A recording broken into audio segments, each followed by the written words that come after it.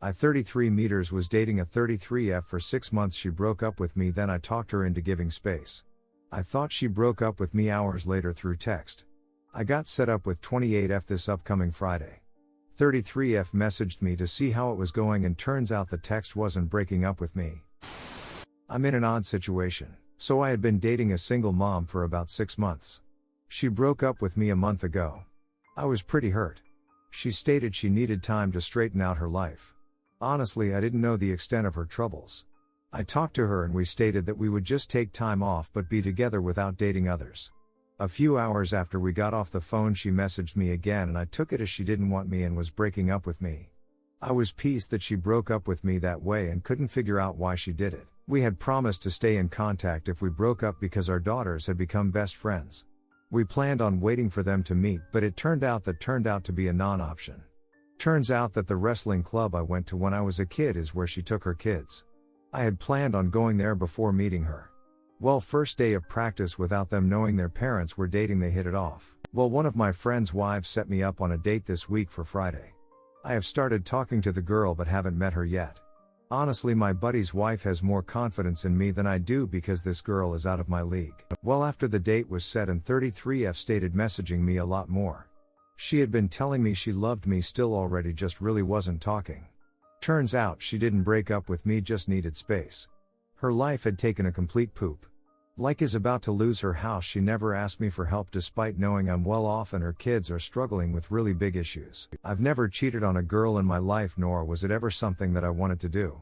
I also don't want to be a DCK and cancel a date the girl I was set up with after she went to great lengths to find a babysitter and make time so she could go out with me. Both are single moms. Another thing is, I've always had a rule that if a girl leaves me, I'm done with her. I'm at a loss on what to do. The girl I was dating was kinda perfect for me. Similar interests, our kids love each other, and honestly she is a good person, but I don't want to be kicked to the curb when hard times come about. Girl B has far less drama, like she gets along with her kid's dad and her life isn't chaos. Lastly, I don't want to hurt the girl I was dating as she is dealing with a ton of stuff right now. So basically I'm asking, what is the ethical answer to this? Honestly, I have thought of a few solutions. 1. Make sure girl A knows I'm going on a date Friday and tell her that she has the option of stopping it. That makes me feel like a bad guy. 2. L. Tell girl A that I won't be treated like that and make it final. 3. Go on the date it, treat her like a friend and don't even try for a kiss, makes me feel filthy just thinking about it. 4. Cancel the date Friday and waste my hockey tickets and PSS of my buddy's wife. 5. Tell myself girl A broke up with me so we aren't together and I can do what I want, makes me feel like a cheater. Story 2. Caught my fiancé cheating. We have been together for 5 years 6 months. My fiancé 26F went to get food and drinks with her co-workers. She doesn't go out much at all, so I really thought nothing of it. Well, she didn't come back till 3 in the morning. A week goes by and she starts saying these things about how she wants to become more independent and work on herself. Additionally, listed things that bother her about me, which are so minuscule, but I know I could improve. Her family and I are super close. I don't talk to my own family. We would go to her parents every winter for Christmas. Well, I 28mm in the military and work a lot right now. I could immediately tell something wasn't adding up because I know and understand body language. Turns out she kissed one of them that night and has been talking to him and deleting her messages. I only found out cause I decided to log on to her computer and check her messages on FB. There were some outlandish crap going back and forth. I could not believe how much they were flirting. Now when I got everything put out on the table, she felt horrible and said how she wants to keep working on our relationship. We are going to do couples counseling this week, but she hinted at having feelings for this guy still. So I kinda was upset because it's either we work on us or you go with this guy. Now, this guy is married, going through a divorce. He lied about his separation status. They are still living together, and when I called him he dimed my ex-fiancée out and said he had no interest in a relationship and is not a home wrecker. Ironic. I don't know if I should just tell her to pack her stuff and move or work on this.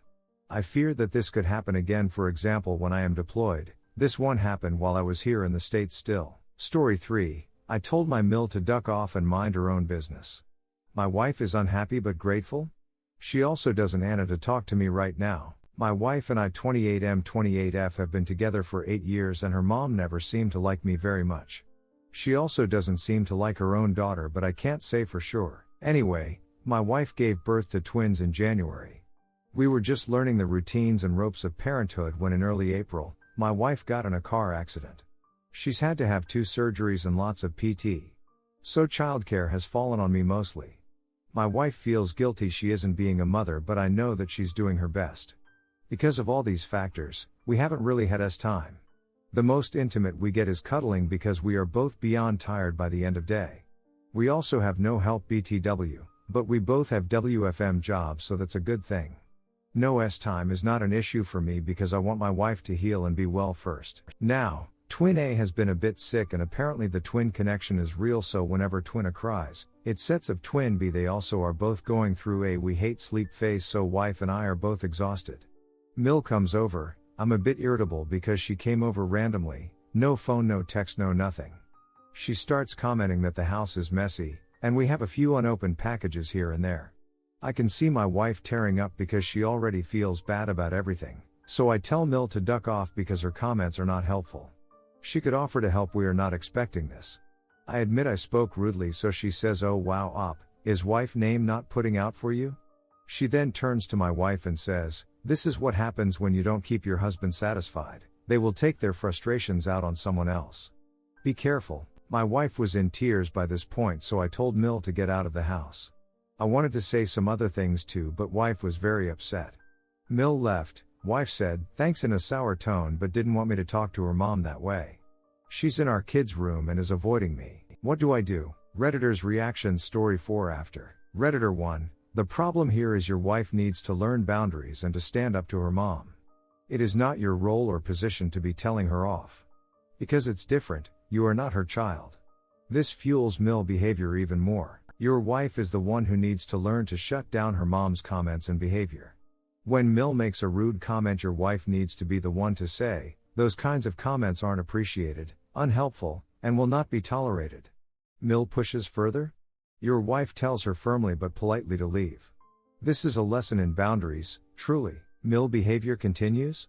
You continue escalating the punishment, reduce cut contact, Mill can't see the grandkids, etc. What do you have to lose?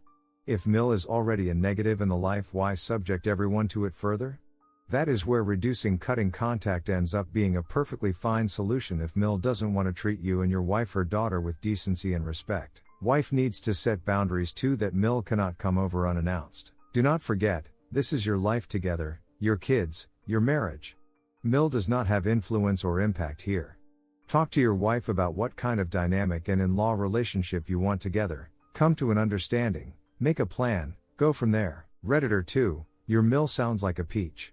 Your wife is embarrassed by her mother's criticism and hurt by her lack of help. It probably would have been better to have spoken up in defense of your wife rather than cursing at your Mill. Send your Mill this text, then show your wife that you've sent it. I wish I had not cursed at you, because it upset my wife, so I am sorry. Our relationship is fine and we are doing the best we can under trying circumstances. Your daughter is an excellent wife and mother. In the future, if you are going to come over to help or to cheer X up, you will be welcome, but if you are coming over to criticize us, please stay home. Redditor 3. So, just to recap, you are dealing with both new twins and a hurt wife. You are handling all the chores, keeping the house running, and working at the same time. Your Mill comes in and starts harassing you for not doing a good enough job, but she won't roll up her sleeves to help. So you snapped at her. She then starts telling your wife that she's not putting out enough. Great googly moogly. My Sil had twins, no car accident, and it still took my wife and Mill to help her keep her sanity and house on an even keel. I'd say you're doing some heavy lifting, bud. Snapping at your Mill is completely justified.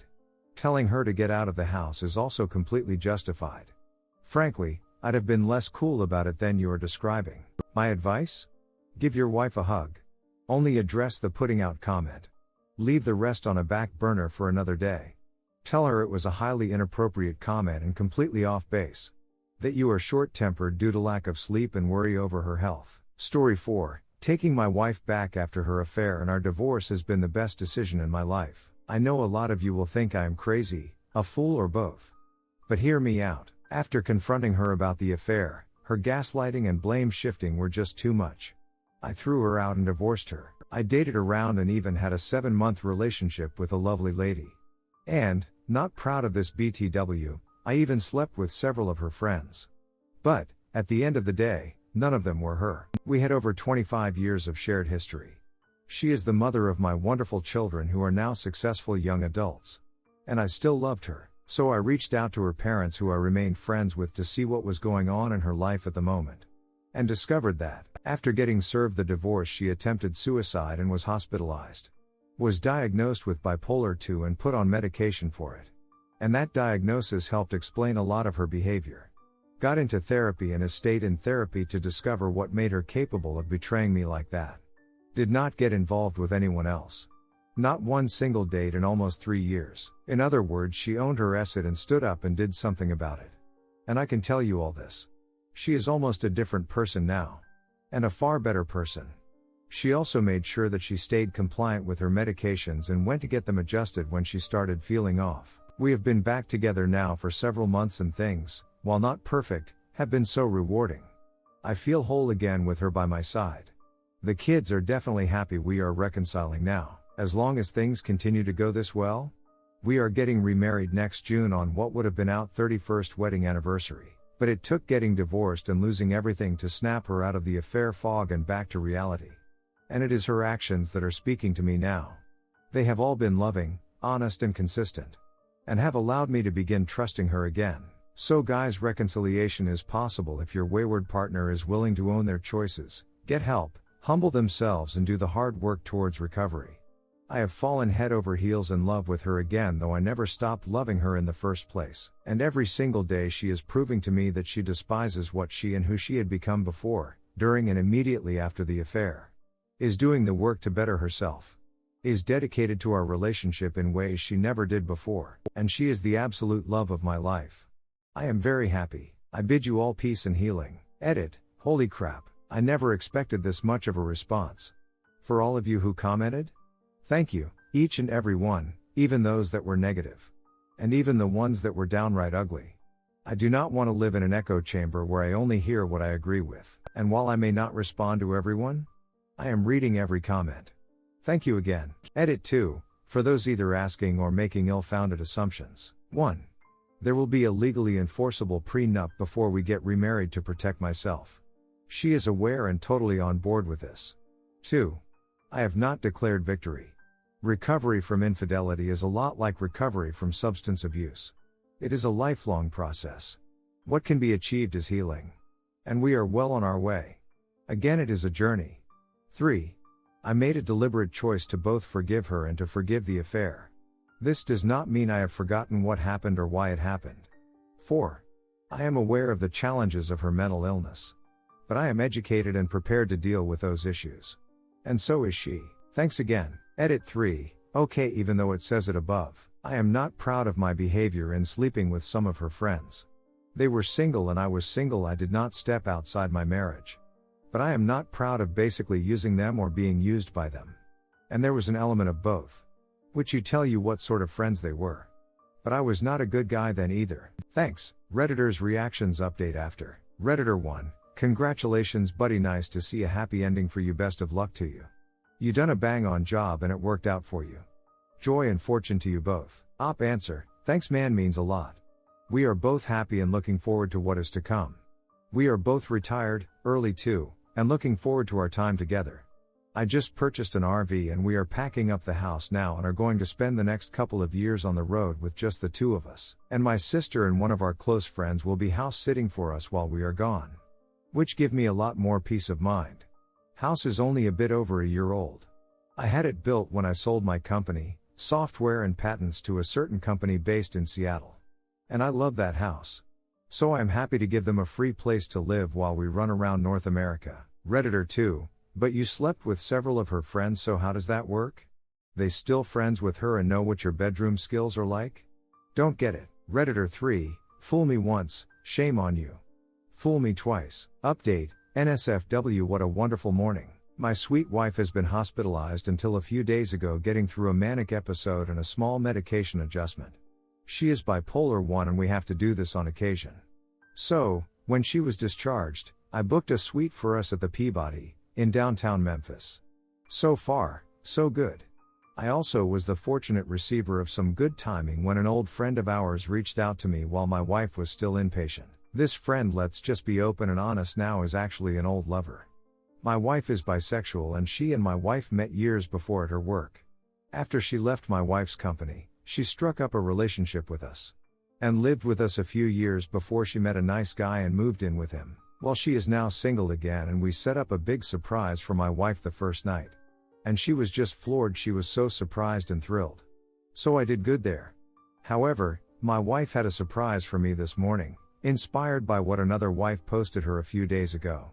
Talking about giving her husband a blowjob every morning to start the day, and woke me up with a blowjob straight from heaven.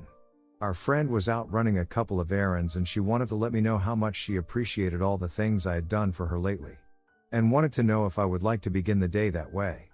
Yes please. So, for the lady who made that post the other day, I cannot thank you enough, and there is no ulterior motive in play either.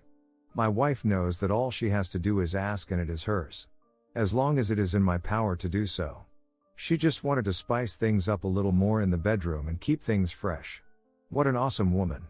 And yes, I returned the favor right away. So we both have giant smiles on our faces this morning, so I guess we have to include our friend when she gets back from her errands. So this entire post is just to say what a sweet, thoughtful, smart, funny, beautiful and sexy woman I have the great fortune to be married to. And to have shared over 30 years of my life with. You are the best, babe. I do not have the words to tell you how much I love and adore you. You make every part of me better for having known you. And I am damn proud to be your husband. I love you, babe. And I always will. Sarge. Story 5. I struggled trying to understand not getting closure, then closure came. Earlier I posted asking why they leave and don't say goodbye, as it had been over a month since my ex-WP said anything to me and his last words to me were "Go Jets, go sports team." He's been with AP for 8 months.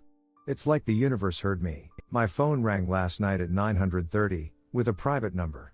I answered, no big deal. It was WP. Drunker than a skunk, no surprise.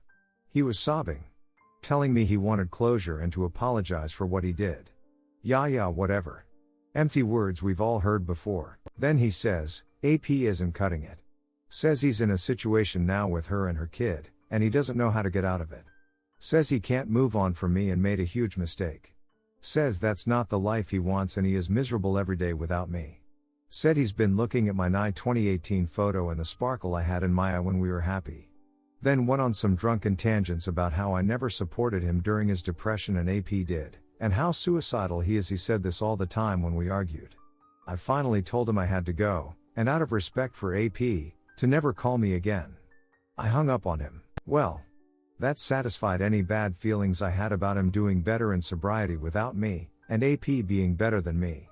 Stay strong, my friends. Karma actually does exist, and this happened a lot faster than I imagined. Redditors' reactions. Redditor 1, this is one of the more satisfying things I've read today. Redditor follow-up, I agree, that was like a dig into my fave pint of ice cream, kind of satisfying. So good. Redditor 2, another example of how you really are better a cheater. Redditor 3, you got closure but he's not even started realizing what he did. Good job. Go NC and refuse to give him an opportunity for closure. Until he finds closure, he'll suffer and remember what he lost. He will not go gently into the night, he will make more attempts, just brush him off and move forward since you know what he is. Op answer, that's my plan.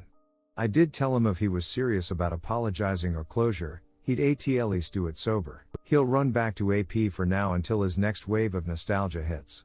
He really had no idea what he lost when he chose AP. He grossly underestimated the grass being greener with her. Downgrade for sure.